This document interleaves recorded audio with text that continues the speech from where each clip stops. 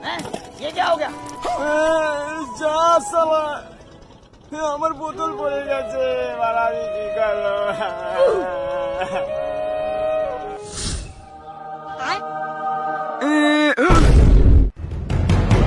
তুমি কে? আমি জলপাডা। তুমি ওরকম কাঁদছো কেন চুদির ভাই? আমার মালের বোতল পড়ে গেছে। ও এই ব্যাপার, দাঁড়াও। এই জলের বোতলটা কি তোমার? না, এটা আমার না।